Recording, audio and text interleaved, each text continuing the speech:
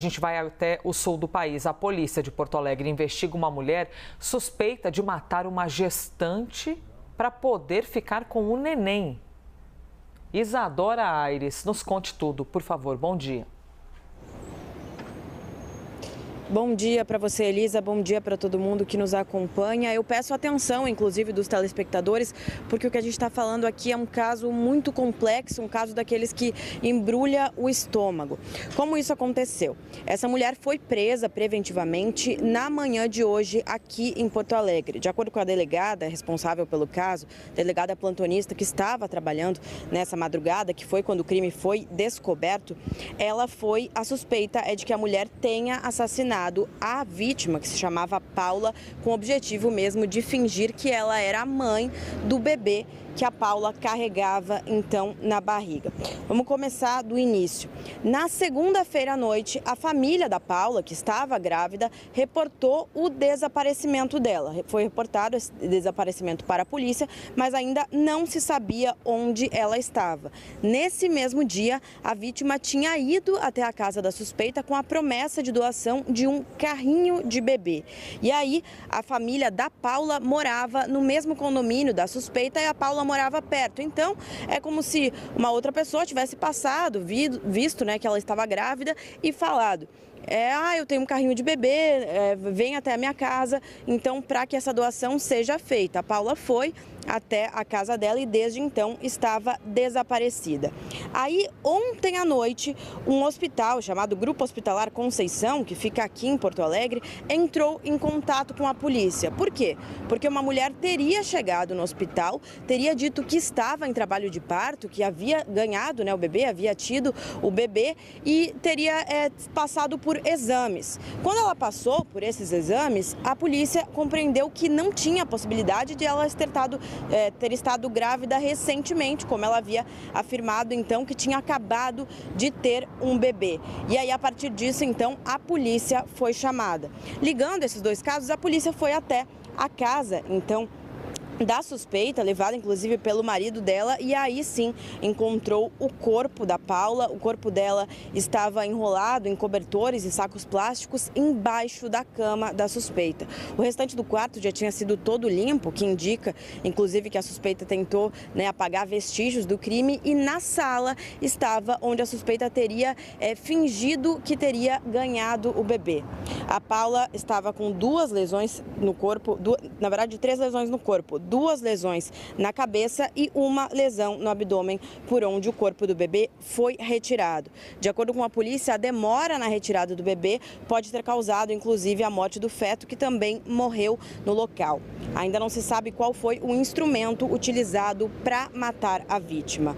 Aí, na moradia também da suspeita, a polícia recolheu outras coisas que agora serão utilizadas, então, para perícia. Por exemplo, a polícia ainda não identificou se outras pessoas ajudaram ela no crime, mas tudo indica que ela estava sozinha em casa. A polícia também observa que houve uma premeditação no crime, já que desde agosto ela estava convencendo a família, incluindo o marido e os amigos, que estava grávida e que teria o filho, então agora, ou a filha, nesse mês de outubro. De acordo com o esposo dela, ela já teria perdido bebês e, apesar de ter 2 filhos, era muito frustrada com isso. Outro fato que indica a premeditação é que dia 14, o dia que o crime aconteceu, era também o dia do aniversário da suspeita, ou seja, ela teria abordado a vítima para fazer, então, né, retirar o bebê da vítima para que o bebê nascesse no mesmo dia que ela.